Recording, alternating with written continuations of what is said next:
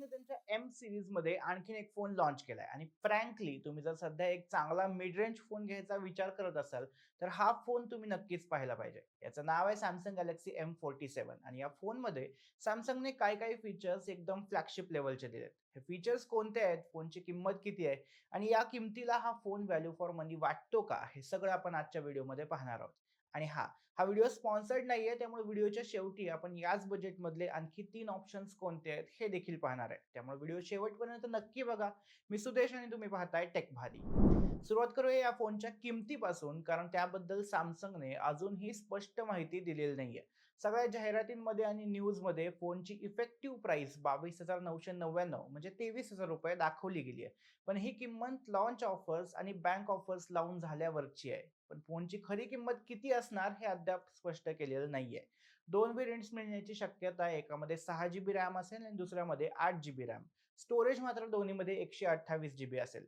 4 जुलै पासून अमेझॉनचा prime day sale सुरू होतोय, त्यामध्येच याची विक्री सुरू होईल. सो किंमत जी दिलेली आहे ती सेलमध्ये मिळणारा डिस्काउंट पकडून दिलेली असू शकते. मी पहिल्यांदाच असं पाहतोय की फोन लॉन्च झाल्यानंतरही किमतीच्या बाबतीत क्लिअर माहिती कुणाकडेच नाहीये. एनिवे, फोनचं डिझाईन आणि बिल्ड क्वालिटी तर चांगली आहे. रेड आणि ब्लू असे दोन कलर ऑप्शन मिळतात.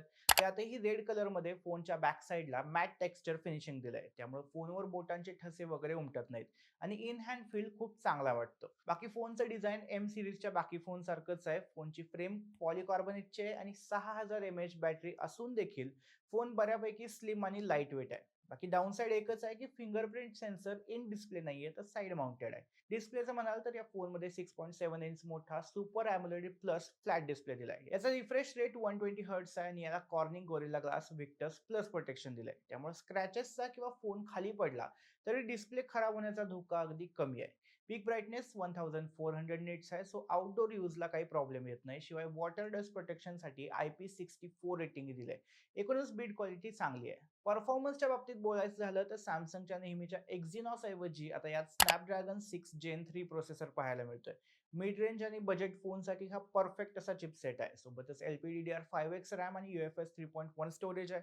तो मल्टीटास्किंग, लाईट गेमिंग असं सगळं हा फोन आरामात हँडल करू शकतो. बाकी सॅमसंगने क्लेम केले की यामध्ये BGMI, कॉल ऑफ ड्युटी असे गेम्स तुम्ही हाय आणि मीडियम ग्राफिक्सवर खेळू शकता.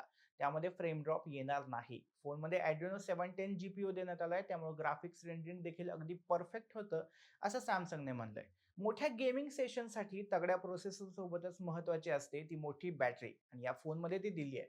यात तब्बल 6000 mAh क्षमतेची बॅटरी दिली आहे. ही बॅटरी 45 वॉट चार्जिंग स्पीडला सपोर्ट करते. शिवाय गेमिंगसाठी यात बायपास चार्जिंगचं फीचरही दिलंय, ज्यामुळे फोन चार्जिंगला लावून वापरला तरी गरम होत नाही. यात फक्त एकाच बाबतीत सॅमसंगने माती खाल्ली आहे, ती म्हणजे चार्जर बॉक्समध्ये मिळत नाही. तो तुम्हाला वेगळा घ्यावा लागेल किंवा जुना वापरावा लागेल. सॉफ्टवेअरच्या बाबतीत सॅमसंगने एकदम सिक्सर मारलाय. Android 16 out of the box मिळतंय. त्यावर चालणारी One UI 8.5 ही OS या फोनमध्ये दिली आहे. अगदी क्लीन आणि युजर फ्रेंडली इंटरफेस आहे आणि सॅमसंगने यामध्ये तब्बल 6 वर्षांचे अपडेट्स प्रॉमिस केलेत.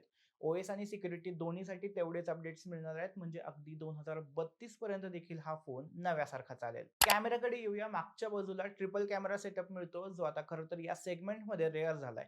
मेन कॅमेरा 50 मेगापिक्सेलचा आहे, ज्यामध्ये OIS देखील मिळते. त्यामुळे एकतर लो लाईट फोटो चांगले येतात आणि दुसरं म्हणजे व्हिडिओ रेकॉर्डिंग करताना तो जास्त शेक होत नाही. सोबतच 5 मेगापिक्सेलची अल्ट्रा वाईड लेन्स आहे आणि 2 मेगापिक्सेलची मॅक्रो लेन्स देखील यात दिली आहे. सेल्फीसाठी पुढच्या बाजूला 12 मेगापिक्सेलचा HDR फ्रंट कॅमेरा दिलाय. मागचा मेन कॅमेरा आणि फ्रंट कॅमेरा दोन्हीमधून 4K रेकॉर्डिंग पॉसिबल असल्याचं सांगण्यात येते. यासोबतच बाकी AI फीचर्स देखील आहेत. गुगल जेमिनीचे फीचर्स आहेत. सॅमसंगचे फोटो एडिटिंग साठीचे AI फीचर्स आहेत. ऑन डिव्हाइस व्हॉइस मेल आणि AI ट्रान्सक्रिप्शन फीचर देखील यात दिलंय.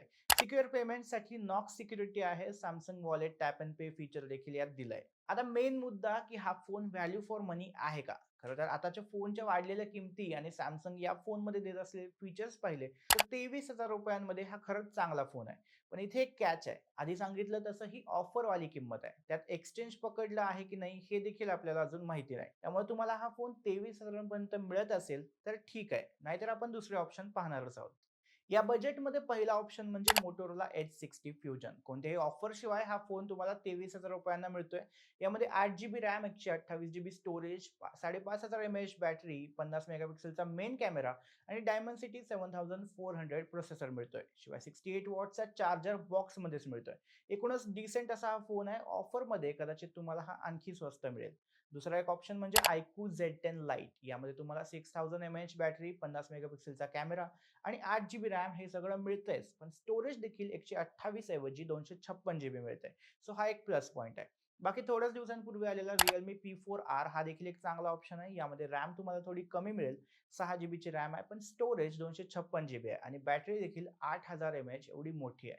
आणि एक बोनस फोन म्हणजे Poco X7 Pro. हा तुम्हाला 23 ते 25 हजारांच्या रेंजमध्ये मिळेल. यात 8 GB रॅम, 256 GB स्टोरेज, 50 मेगापिक्सेलचा कॅमेरा आणि 6500 mAh बॅटरी असं सगळं मिळतंय. तुम्हाला लगेच फोन घ्यायचा नसेल आणि थोडं थांबू शकत असाल तर OnePlusचा Nord N6 आणि Nothing Phone 4B हे दोन देखील आता लॉन्च होणार आहेत. त्यांची किंमत, फीचर्स हे सगळं बघून तुम्ही ठरवू शकता. शिवाय Amazon आणि Flipkart दोन्हीचे सेल 4 जुलैपासून सुरू होत आहेत. सो त्यामध्ये देखील तुम्हाला चांगल्या डिस्काउंटवर फोन मिळू शकेल. बाकी Samsungचा M47 हा फोन तुम्हाला कसा वाटला? याची खरी किंमत किती असू शकते?